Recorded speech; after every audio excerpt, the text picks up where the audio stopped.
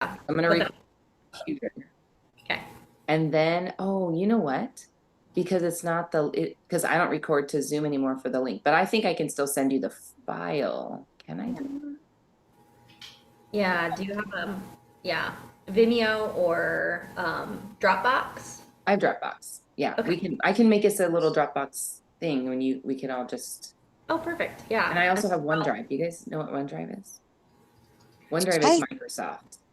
oh, okay. I I might have OneDrive on my computer, but it's a work computer and I don't use OneDrive. Oh, I use everything Google Oh, okay. yeah. for work. Yeah, because Google. I'll Yeah. ask my husband because he's IT and he's always telling me what to do. And I'm like, I don't know what you're saying. Just do it for me. Yeah. Yeah. Right. You're speaking Spanish to me.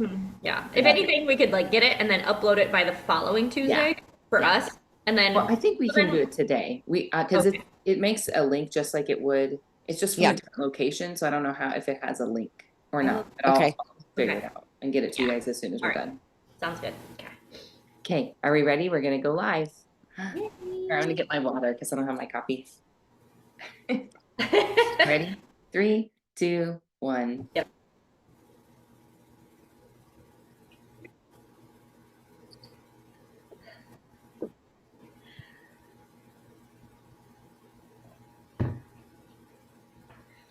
It's still thinking.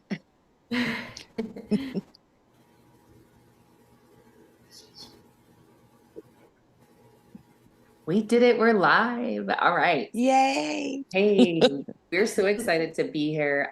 Welcome to Talk Tuesday. The name is still kind of floating, so don't expect that to be the name for good. But for today, that's what we're doing. I'm Cassie, and I'm going to introduce you to these beautiful ladies.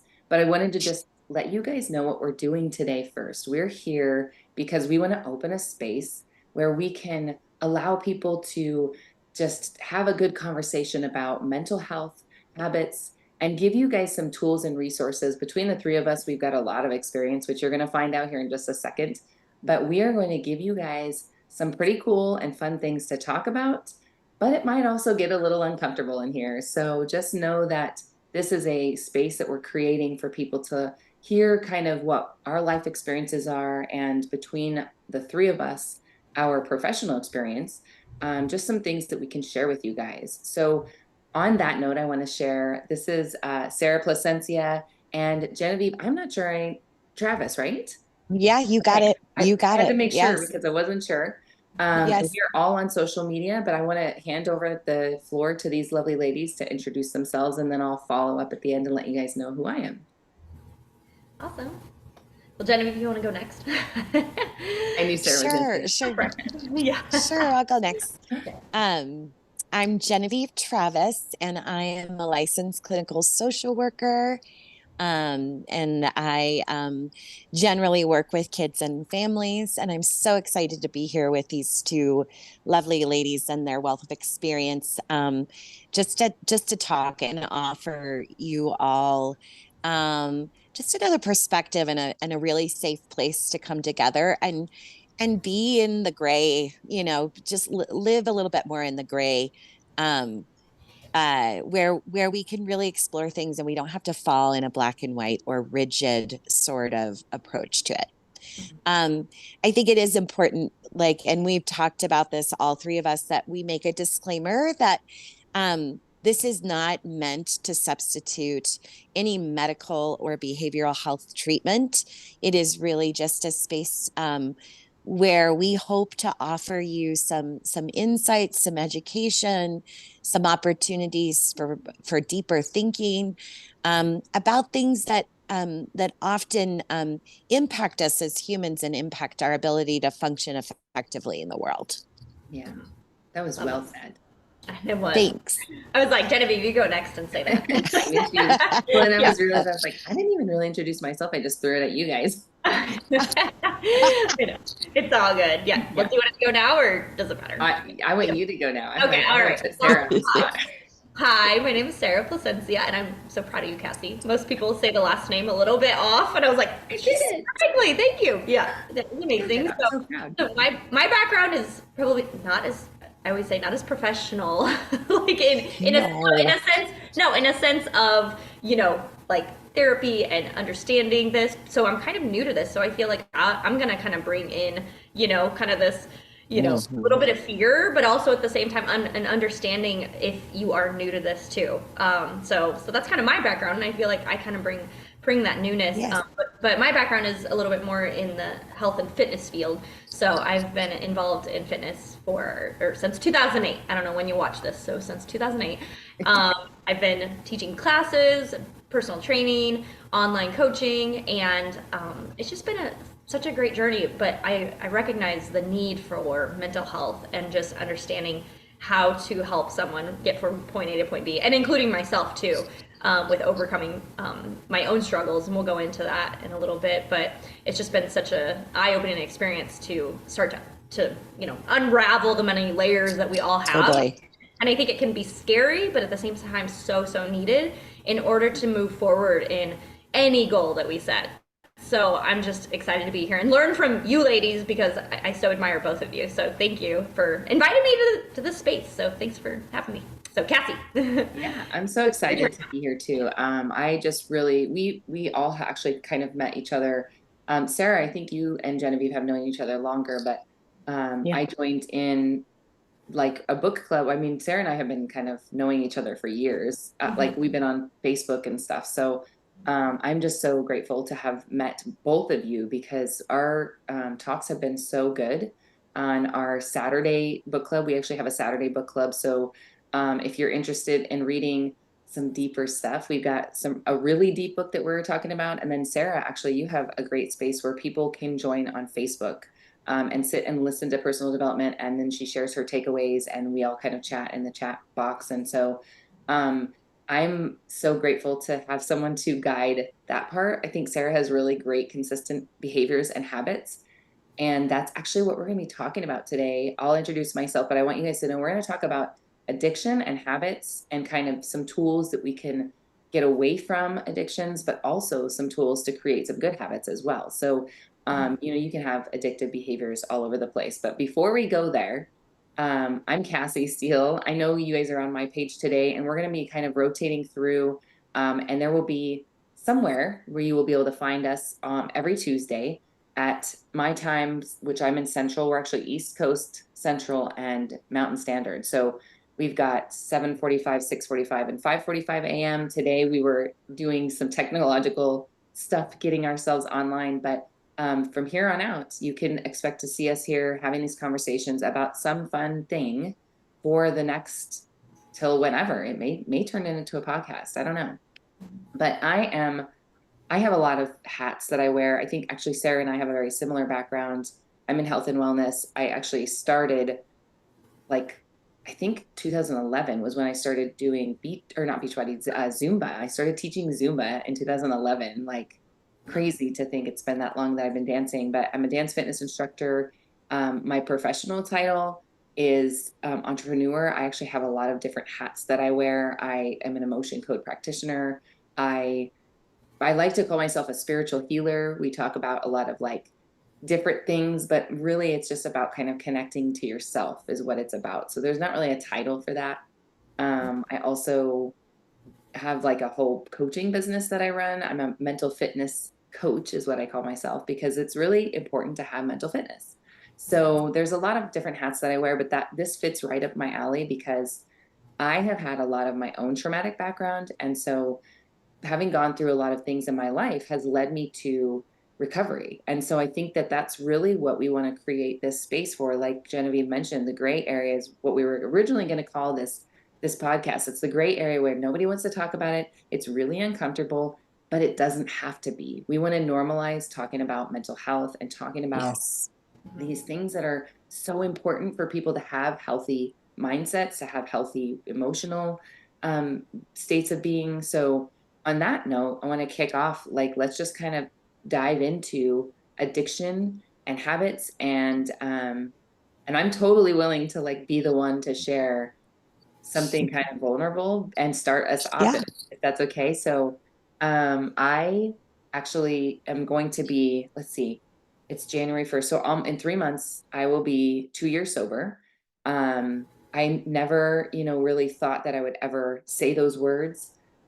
and I never really thought I had a problem. Like I really didn't see it as a problem until I started noticing my behaviors the next day. Like I was never someone who was drinking a lot at night. Like I wasn't getting drunk. I was just having enough to like numb my feelings. And I didn't know that that was a problem Hmm. until I did. And Mhm. so Genevieve and I actually were kind of talking about this on Saturday, and I am just so grateful that I had the tools that I had to be able, as a mental fitness coach, I was like, I don't think I really help myself. I probably should try helping myself so that I could be a Yeah. healthier version, so I could help my clients, help my family. But the biggest thing that I noticed about that journey was that as soon as I quit alcohol, I picked up sugar. And then I was Mm-hmm. like, okay, now I gotta quit this sugar addiction. So it was Mhm. like I just kept numbing these spaces that I was like, I Hmm. don't want to feel that. It's really uncomfortable to feel it.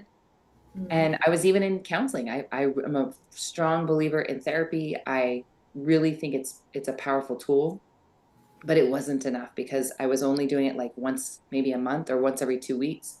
And Mhm. count like therapists, there's so here's the thing. Therapists are so busy right now that you can't Hmm. get in anywhere.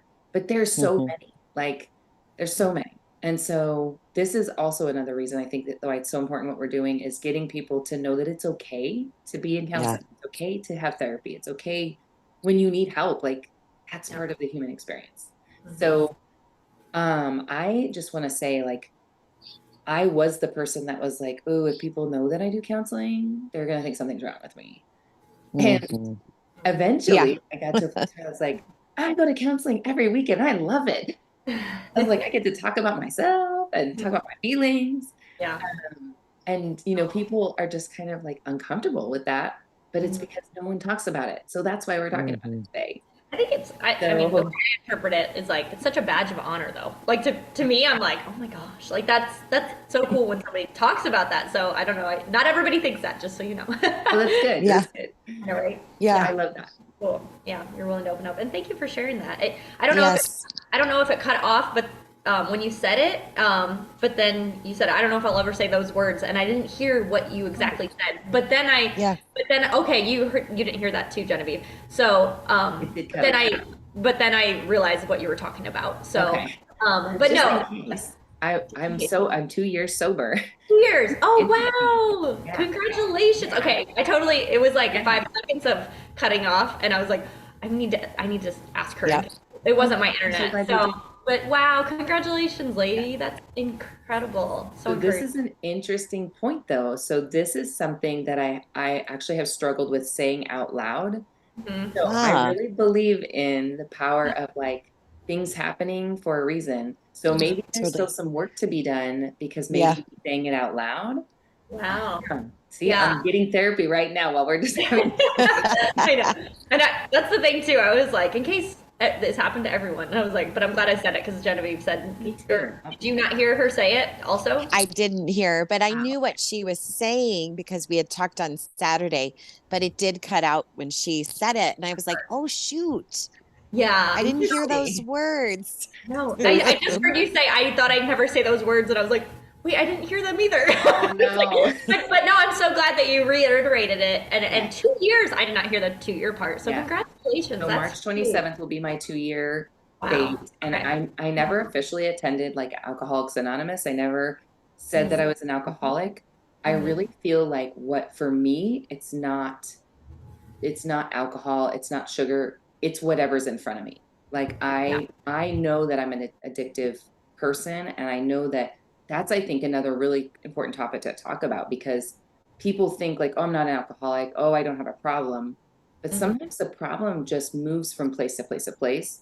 And I Mm-hmm. didn't Totally. notice it until I stopped doing things and I was like, man, I just can't stop being addicted to things. Like Yeah. every time I move to something new. And so then I was like, okay, it's time for really healing and really getting myself the Yeah. help that I need. And so I actually started attending 12 step for codependent because Mm-hmm. codependency is, I mean, I think everybody has a Mm-hmm. version of it, but that's like a whole nother topic of like Yeah. connection and relationships. And codependence is basically it's kind of avoiding the easy way that I explain it. And Genevieve probably has like more clinical ways of saying it. I see it as it's a way that you avoid taking care of yourself. You start taking care of other people or focusing on other people's problems so that you don't have to look at your own. Is that pretty, like, I mean, that's probably not that there's a Yeah. wider variety, but Oh, wow. Yeah. Mhm. Yeah. That makes so much sense, though. I feel like it's not my turn to share Yeah. anymore. Okay, I'm Okay. just, I'm Oh, comfortable. no, No. no, you're fine. Yeah, no, it kind of, well, and I'll go ahead because I put Genevieve on the spot last time, so I'll step up and be brave. Okay. Okay. But what you said really hit home because, you then talked about like the sugar, and I feel like I started off like that way. And then after talking with Genevieve before about this, kids with ADHD, like we don't get enough dopamine released, and I say we, I mean, I have never been diagnosed, but people that meet me definitely say, oh, you have ADHD. I was like, probably. But I realized, like, oh, wow. So I'm always looking for that dopamine fix. And I think a lot of us are. And I think it's, at least for me, it started off with sugar. And I shared this with somebody and everyone's like mouth dropped. And I was like, I don't do it anymore. Like, relax. But I used to, chew gum, and I would take a bowl of sugar and roll it in it, and I would chew gum all day long and have a bowl of sugar Right. with me, like at all times. That I would just like have sugar, and it was so like that's just how I was like as a kid. I just always felt like I needed some type of sugar, and we didn't even have a lot of sugar growing up, so it was a bowl of sugar. Like, so that's what we had, and even like cereal, it was always like there would be a mound of sugar at the bottom of my cereal bowl, like and I'd Yeah. drink Yeah. sugary milk. Oh my gosh. But then I realized like into my 20s, it then turned into exercise addiction, and Yeah. and so I had a really unhealthy habit of, overtraining. And then that also morphed into having just not a good relationship with food. I was binge eating Yeah. and emotional eating. And so I would use a scale every day, multiple times a day to like try to stay within a certain number. And when if I went over, I would just like starve myself and work out, and then if I was at that number, I would binge, and so it was like a decade long of this struggle. And so in 2009, when we moved to our second apartment, we lived in one apartment for 1 year, and I told Eddie, I was like, can we not bring the scale? Like, can we throw it away? And he's like, what do you mean? And so I did. I opened up and told him, I was like, I have a really unhealthy relationship with the scale. And so makes me want to cry just thinking about it. But this is the hard part, guys. No, I'm being vulnerable. And I'm like, my body's like, are you sure you want to do this? Right. And so, no, I can do it. And so, yeah, it's just been such a turn of events, and probably like, 2000, from what was it? I graduated high school in 2002. So probably close to a decade of that struggle and not having the scale. And now, probably 3 years ago, I think we got a scale again. And I'm like, I have a good relationship with it. But so it was from 2009 to 2020. Yeah, that I didn't have a scale Wow. in my house. And not that was the struggle then, but it was the first, from my 20 to 30 time frame of my age, really binge emotionally struggling with food and overtraining. And then this past decade, it has been a lot of healing, and I just feel like I'm so grateful to like take out those things in my life that, I became addicted to it. But it's like, I think just, in order to grow and learn and heal, it's like you have to admit it, you have to be open to sharing it with somebody that love and trust. Yeah. And that way you're able to kind of like confront it and just say, oh, this is a struggle. And you can catch it before it becomes, something bigger than you want to bury.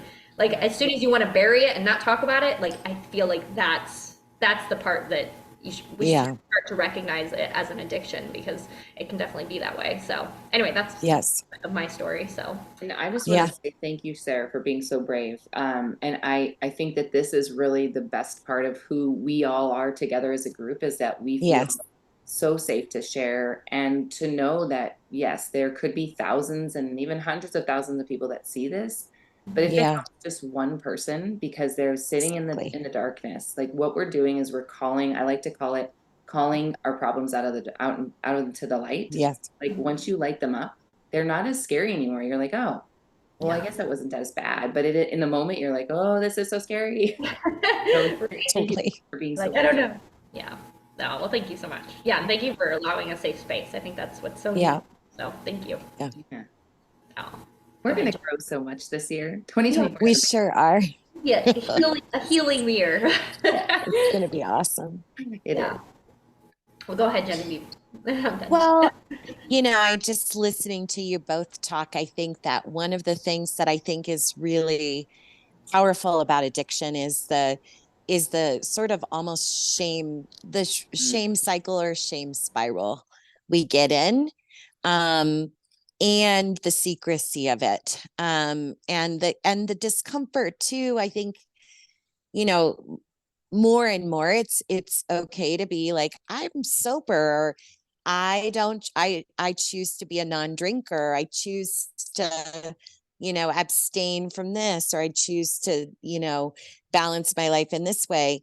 It's becoming more and more acceptable to say that societally, but society still hasn't made the shift, yeah. um to recognizing that there's a lot of bravery and and true sort of strength in being able to admit that you have maladaptive coping strategies, because that's really, I think, a lot of what addiction is it's our body trying to reach homeostasis, but in a maladaptive way. We're trying to find balance, but in a maladaptive way. And so I just think it's so powerful, to name it, and naming it. By naming it, I'm stealing from Dan Siegel. By naming it, we tame it. Like, it loses its charge. And I think, honestly, that's a big part of why we're here, is to talk about things, to normalize things, to make it okay to talk about things that are often societally swept under the rug or ignored, or put in a category of being shamed. Mm, Um, and I'm really excited to be here, and I'm really, really, really um, appreciative of your both of your capacity to just show up with vulnerability and with that strength, because, as you said, Cassie, like, our stories, like, ultimately could reach 1,000 or more people, and maybe one person gets really impacted or touched or moved, and that's super powerful. But I think also just normalizing, and so just to like talk a little bit about my addiction. I am 2 years and 3 months sober. I'll actually be 2 years 3 months sober on January 4th. um yeah. and for me, thank you guys, thanks. And for me, I think I'm a lot like Cassie. I have, I think, an addictive personality, and in part that's because I feel so so much and so intensely, and I think Cassie does this too. I think this is probably true for Sarah as well. But I feel so intensely that there's like this need to tamp that down, Mm, to like sometimes I just need that to not be so prevalent. Like, yeah. I don't need to feel so much. And so I think that's where the danger of addiction came in for me, is like, this is a way to not, it's not, wasn't it that it was a way to not feel, it was a way to feel, to alter myself just enough that I wasn't in my head about, all of this very intense stuff that I was Mm, empathically absorbing throughout the day. Um, and it also, for me, addiction like broke up the monotony, of life. Like, I felt like, well, I could go through the daily grind, and then I could alter myself just enough to get through the evening and to bed, to roll over and start again. Um, and that's, I think, the slippery slope is, well, I mean, there are many slippery slopes to addiction, but for me, like, the slippery slope was the the breaking up of the monotony of all of the things that I do, that I think, my mindset at that time was that they were chores. um and that it was hard. I need breakfast. I'll get you some breakfast as soon as I'm done with this talk. Okay, I sweet love pea. it. um Cute. so yeah, I mean, I think I got distracted. I hope I'm not rambling too much. I No, don't you're like, not. Okay. Um, so, so, and then I guess I will say one other thing, COVID happened. Hmm. Um, so I probably had a tenuous relationship with alcohol before COVID happened, but I wouldn't admit that to anybody until now. Yeah. Like I don't think it was bad to this in the sense that like clinically it wouldn't have rose to the level of being significant, but it was a problem. Obviously because it spun out during COVID.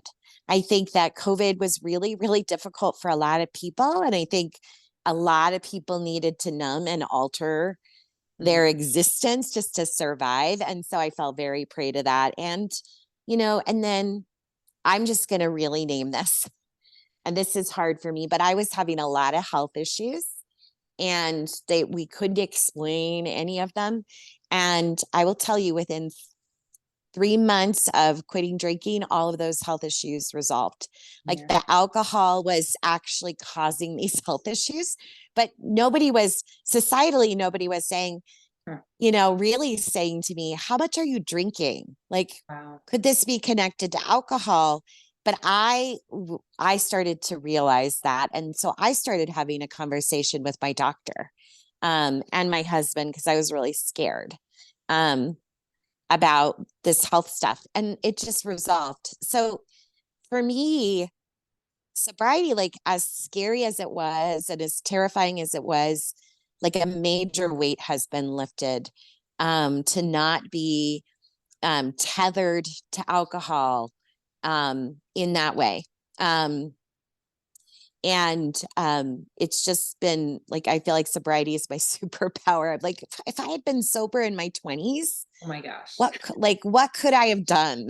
Like look at Kathy, Sarah, like if we had not been plagued with our addictions in our 20s, where would we be now? Right. But that's that hindsight's 2020. And really I think that the other aspect, I'm sorry, I'm rambling, I'm talking a lot. The other Okay. aspect of it for me was It's all good. um when I had done a lot of work. I've been in counseling since I was a little kid, really. I've done a lot of work. And so when I got sober, I didn't do a AA or any of those things either, Cassie. I just quit. I didn't go to rehab. I didn't do any of that kind of stuff. I just quit. Yeah. I had some support from a doctor. I needed a little bit of medical detox. So I'm just going to admit that here too.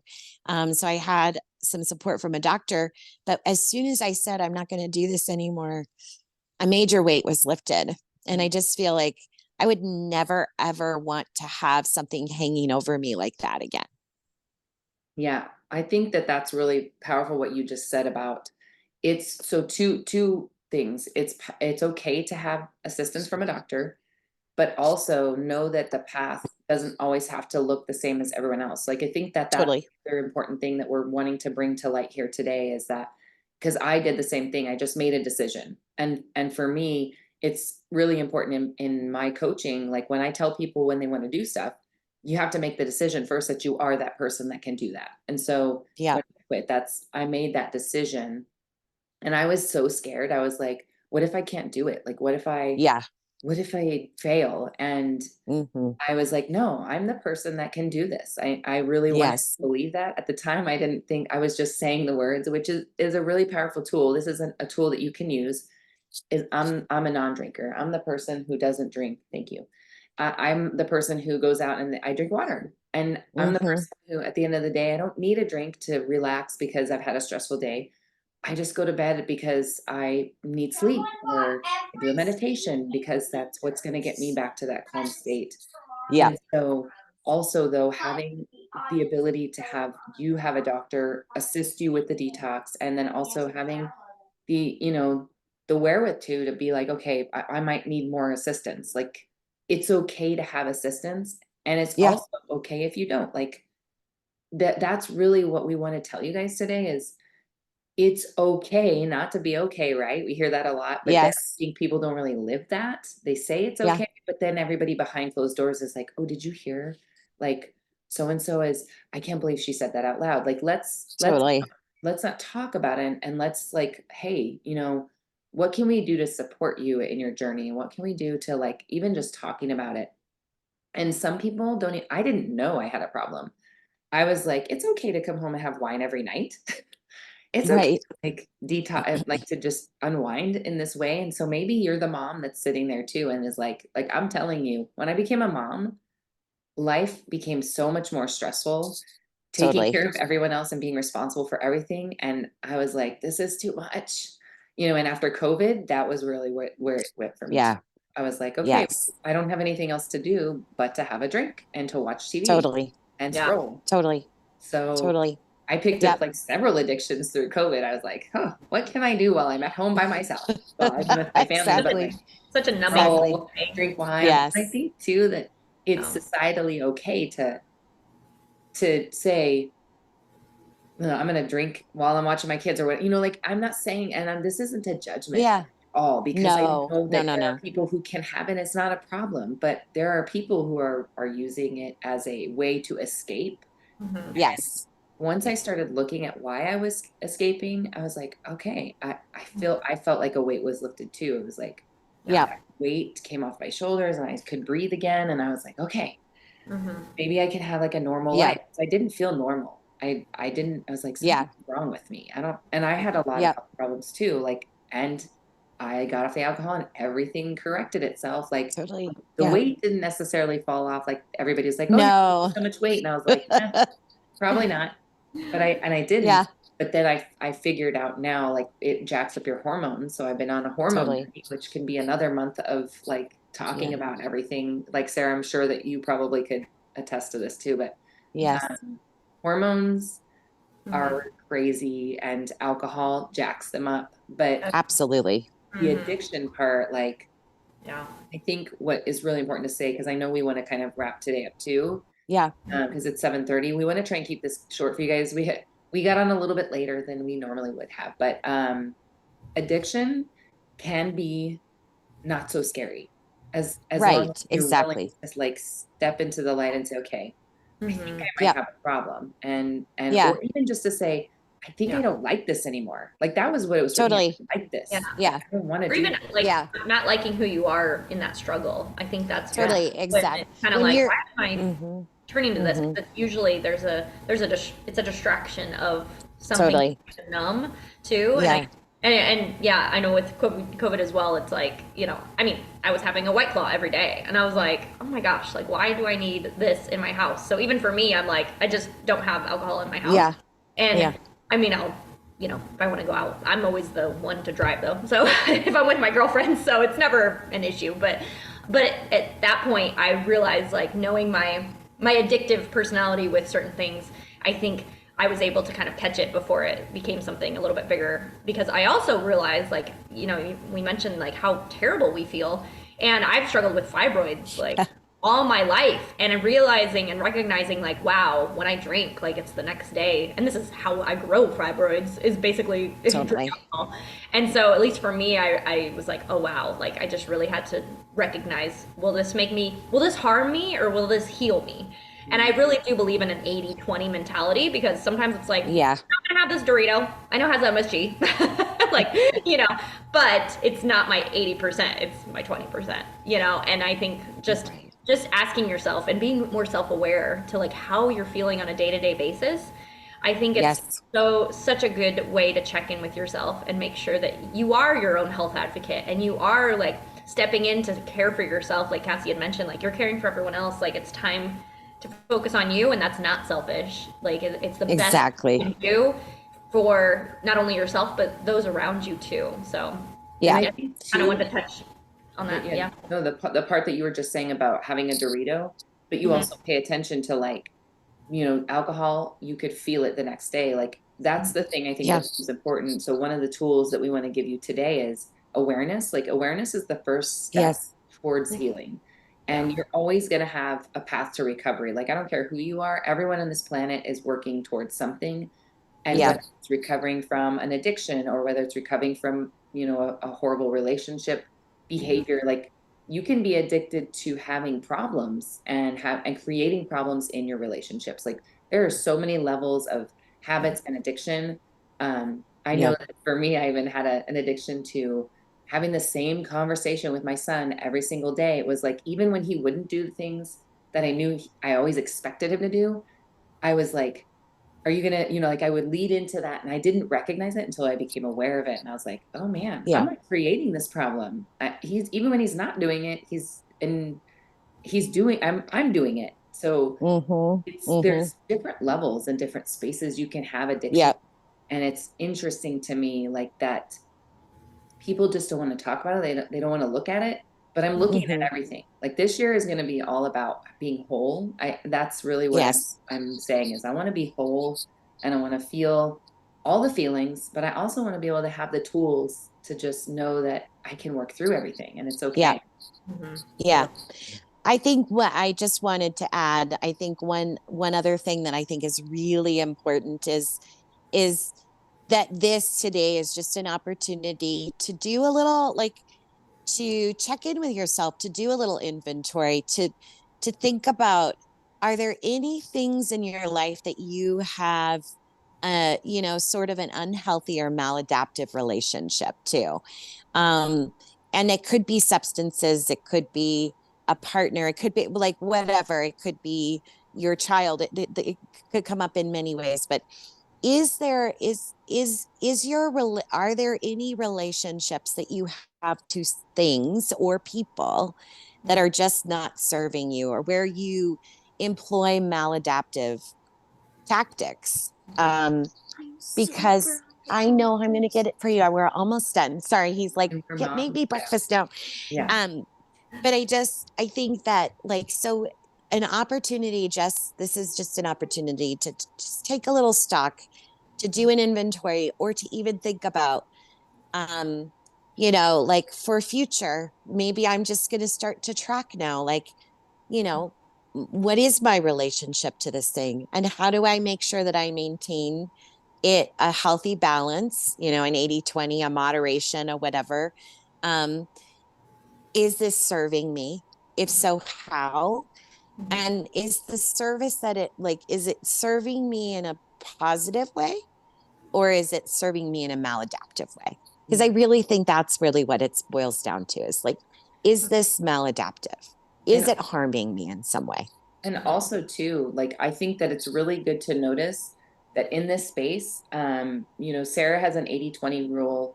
I'm probably more of there are things that I can have 80/20, and then there are things that I'm like, nope, it's 100% I can't have it. And so Can't. it's Yep. really important to notice that everyone has a different journey and it's okay. It's okay if Yep. someone wants to have the 80/20. It's okay if someone wants to do 50/50. You have to notice in yourself, like Genevieve is saying, is it maladaptive? And I'm just going to say, because when you said that, I was like, I know like what it means. I'm sure in my brain if I thought about, but I'm like maladaptive is just like unhealthy, like Yeah. non-regular Unhealthy. coping skills. And yeah, Yeah. unhealthy, it's harmful. I think of maladaptive as harm. Okay. Like, and I think a lot of the work that we're doing, is harm reduction or harm negation. Yeah. Yeah. That's a good So maladapt, like, is this hurting me or helping me? Yeah. Okay. Yeah, that's kind of what I was taking it to mean. I will be the girl that will ask the question that I'm sure like no one else would ask, but I'm going to ask it because I'm sure there are five other people who are scared to ask it, Totally. but they're just going to be like, "What does that mean? I don't know Totally. what that means." Um, Totally. and it doesn't make you any less than if you ask questions. So please, in the chat, No. I didn't even think about No. the chat on YouTube. If you are in the chat and you're watching this live, we will make sure that next time we'll watch the chat because I didn't think about it. We just got into our talk. And if Yeah. you want to ask questions or if you want to know more about each of us, we can drop our links to our different social media platforms and you guys can follow us. And I know Sarah has like a lot of fun stuff on her social media. I have a lot of fun stuff on mine. And Genevieve, I think that you're getting to that place where you're like, okay, I could probably come out and do some social media. But Yeah. I so appreciate this space and this time for you guys. And I'm looking forward to every Tuesday at Me too. 5:45, 6:45, and 7:45. So there is no excuse. Like whatever time zone you're in, you can get up and hang out with us. We're a lot of fun. Totally. Totally. And we'll also have it recorded. So if you want to come back and Yes. Yeah. Mhm. look at it later, it's there later. Yeah, so if you want to watch the replay, you can always message one of us if you know us. If not, if you're on YouTube, just drop in the comments, Mhm. replay. I watch the replay, or if you have someone who like doesn't get on YouTube, because like I have people like that in my life that are like, I don't watch YouTube, which is fine. But Yeah. we'll get you the copy if you want to come into one of our groups. We have some groups where it's private and you'll be able to watch all of these. You can just go through and pick whatever you want to watch. But I think it would be fun to share one tool that each of us uses to leave Yeah. with, leave the group with, to be able to adapt, to have good, healthy, adaptive skills. Yeah. I like the word adapt because it's really what it's about. Like you go into a situation, you're like, okay, how can I have a better, healthier relationship with my Totally. environment? Mhm. Yeah. So, um, Yes. I think for me, what I want to say is that my number one tool is journaling. Like, I know my clients will tell me, like, if you're going to tell me to write again, I'm like, I know, I'm sorry. But Yeah. really, it's probably one of the most, the easiest way that you can just in the moment, like, Mhm. I will literally, I was showing one of my clients the other day that I will write chicken scratch. If I don't want anybody to read it, like, I literally will scribble. It's called expressive writing. I actually learned it from this gentleman. His name's James Pennebaker. And it's basically like a form of therapy. Mhm. And you can just, like, in my head, there's all kinds of words that are happening. But if I don't want anyone to know what those words are, I will literally like scribble. Like I got angry the other day. I was like, oh man.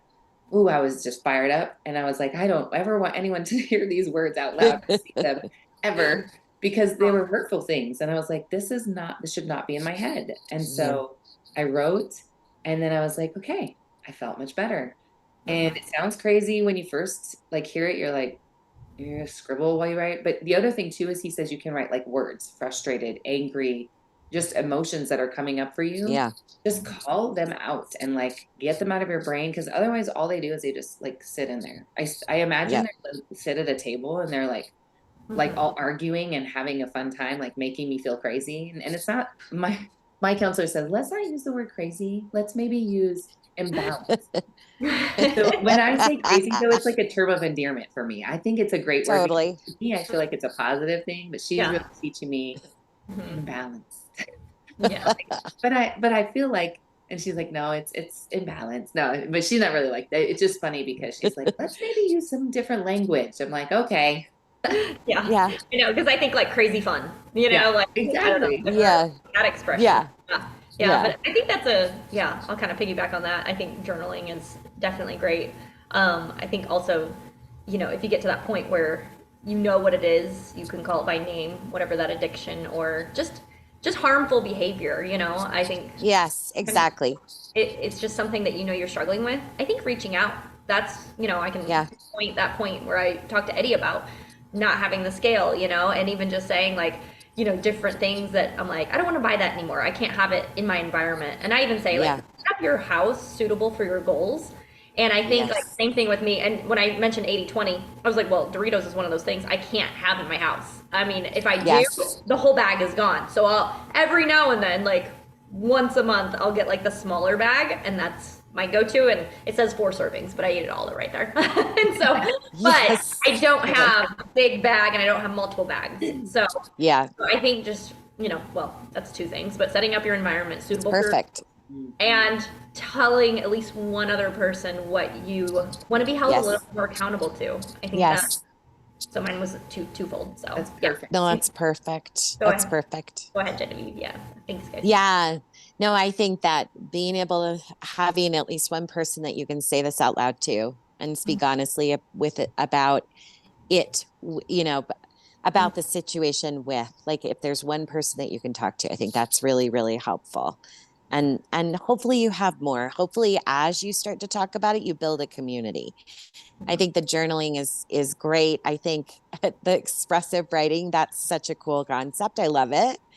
Um, and I think that you know, I think I feel like for me, um, I incorporate all that, like um is setting up my environment to be conducive to my goals.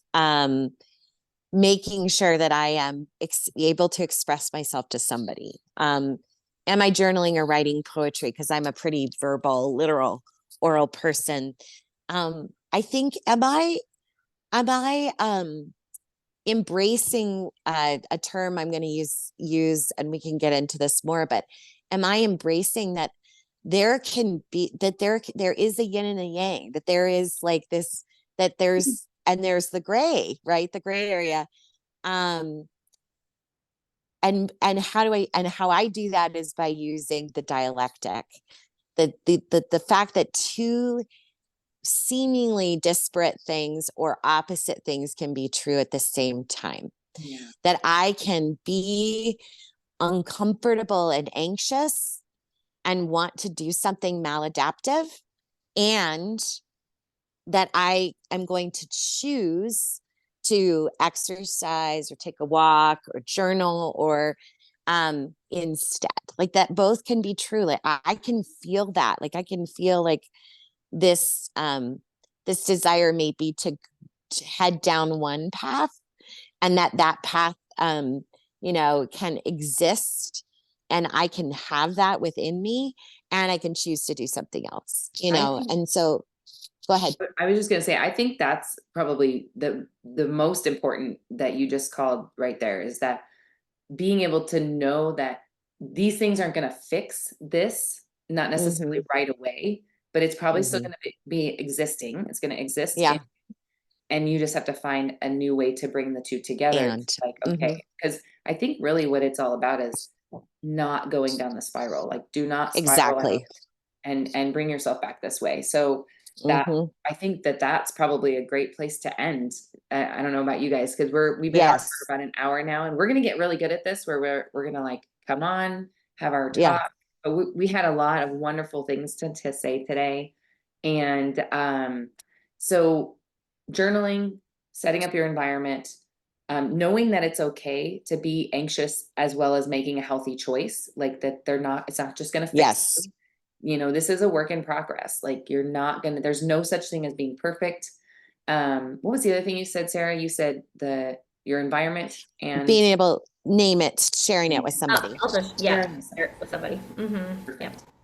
So I don't know if you guys have anything else to add to that, but I think we gave Mm-mm. such good tools, I think, to start with. And please drop in the comments and we will try to reply to all of those comments if you have questions or if you have thoughts. Or if you just want to share and you just feel like this is the only place you can share, know that this is a safe Yeah. place. And also, I just want to reiterate, there is not non-tolerance for any negativity or bullying or harsh comments. They will be Exactly. deleted and removed.